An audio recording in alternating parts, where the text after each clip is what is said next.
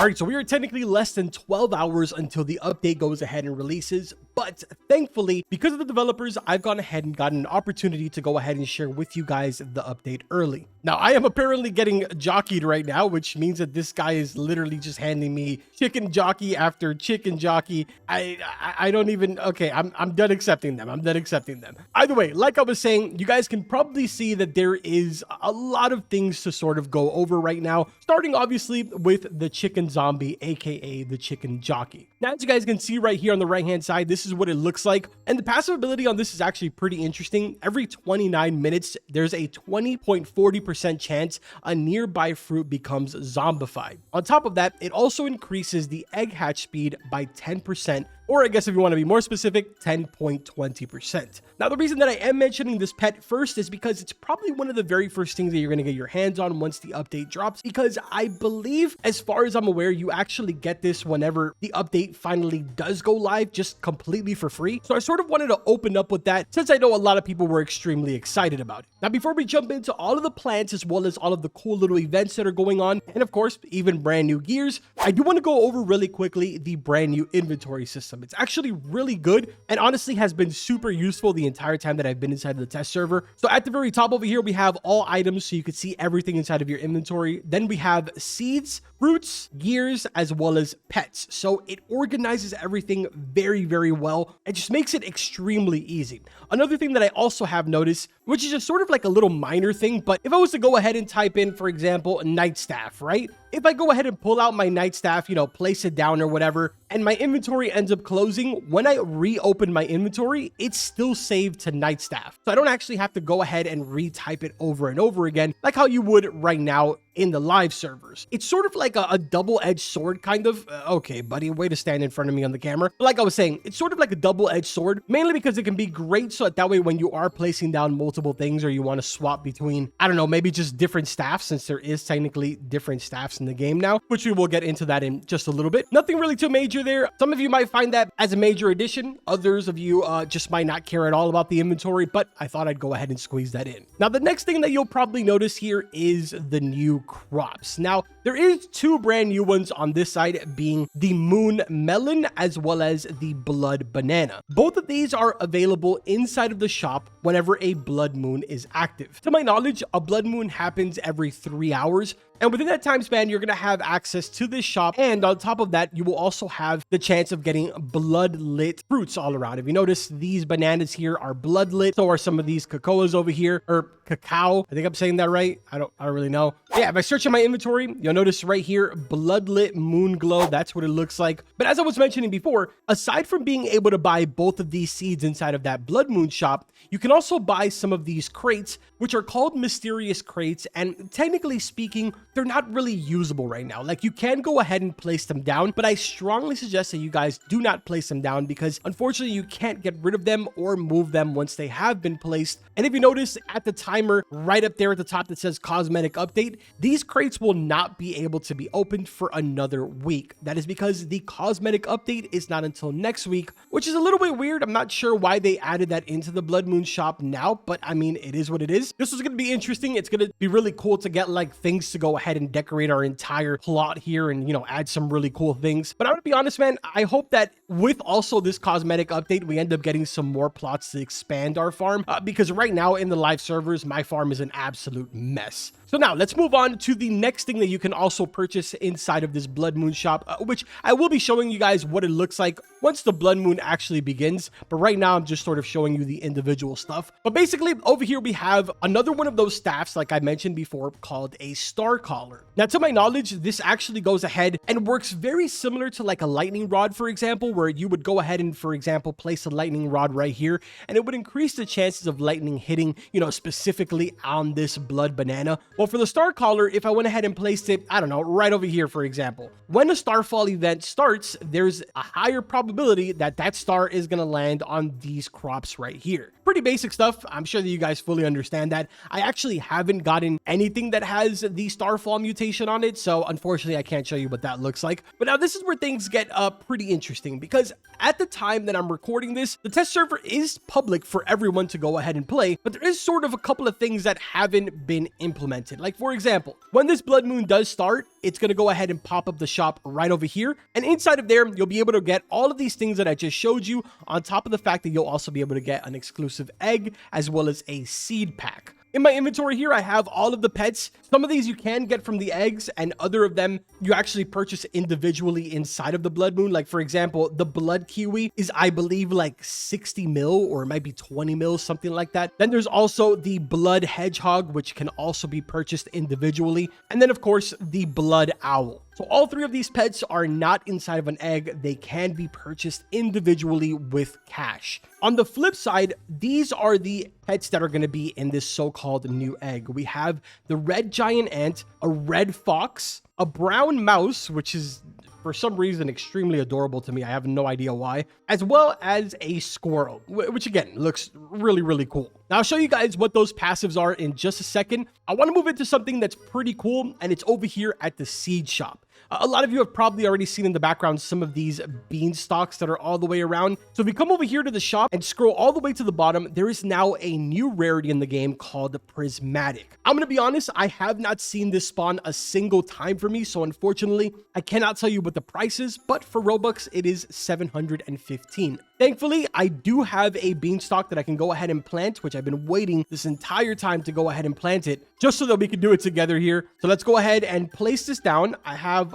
some watering cans that were given to me as well. Let's go ahead and drop that down. Just drop a bunch of it. And there goes my beanstalk. It is now officially growing. And what I'm going to do now is just place down some sprinklers so that way we can get the ball rolling on this. See, like in this situation, not losing my search is actually great for placing down sprinklers, because normally I would have to search sprinkler over and over again. So this is actually amazing. Now, coming over here to the gear shop, unfortunately, the item that I wanted to show you guys is not in here anymore. So they may have postponed that maybe for next week. Kind of unfortunate. I was sort of excited about that, and I'm not 100% sure if I'm able to even talk about it since it's not in there right now. So that is a bit of a bummer, but it is what it is. Let's go ahead now and check out some of these passives while we wait for our beanstalk to go ahead and produce something there. All right, so let's start off with the red giant ant. So let's take a look here. So it says 5.13% chance harvested crops duplicate. Rarer crops have a lower chance to duplicate, 5.13% extra chance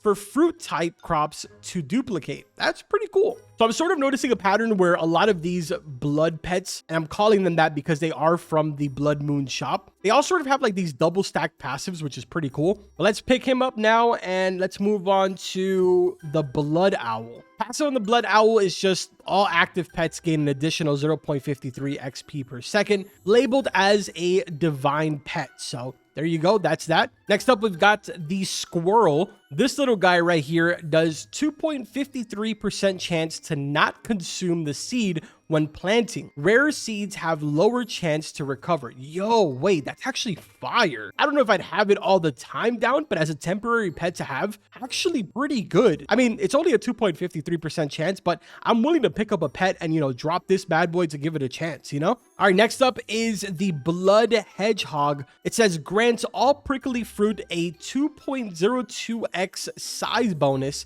grants all prickly fruit a 1.16x variant bonus. Also pretty good, to be honest. For a legendary pet, not really all that bad. Now, next one here on the list is the brown mouse. This one I am not expecting to be too crazy. It says every 8 minutes gain additional 758.90 bonus experience, grants additional 10.12% increase to player jump height.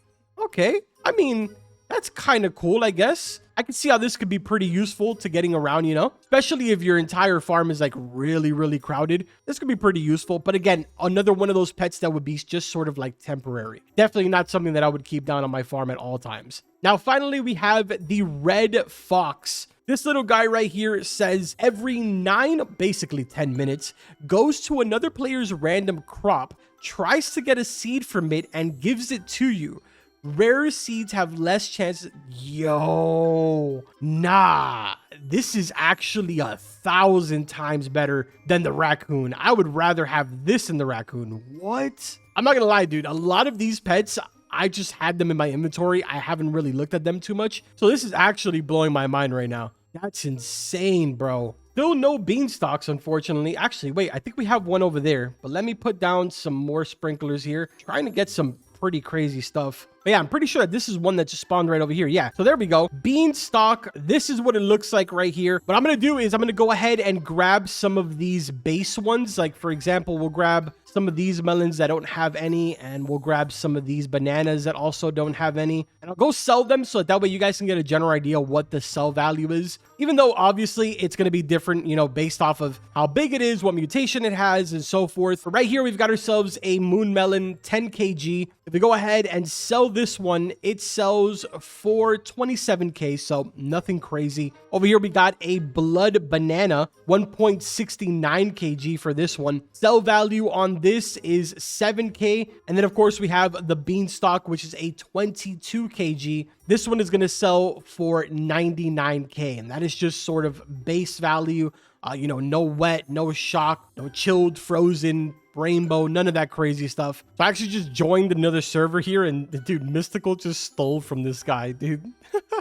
But yeah, if you notice, this guy's beanstalk has a bunch of different ones. Actually pretty cool. Now, honestly, man, the last thing to really show you guys is just really the blood moon and obviously the starfall event. So I guess we'll wait maybe like the next 11 minutes or so, see if this starts up, and then we'll be right back. All right, so nighttime is about to begin. I did want to show you guys that I ended up getting a celestial cacao. I still don't know how to pronounce it correctly, but this is what it looks like right here. It's kind of like orange, actually pretty cool. But yeah, unfortunately, it's nighttime, but still no blood moon. Not sure if it's actually still set to every 3 hours and they took it off from the 10 minutes. So I might not actually be able to show you guys the shop itself, but I did show you everything that's pretty much in it. All right, so I was actually in the middle of trying to get a blood moon to start up here, but going back to the celestial mutation that I showed you guys on the cacao over here, this is the mutation that you get from the starfall event. So just wanted to go ahead and point that out. I guess maybe one happened while I was AFK in here earlier and I didn't even realize, but now it's just a matter of waiting for this blood moon so that way I can get you guys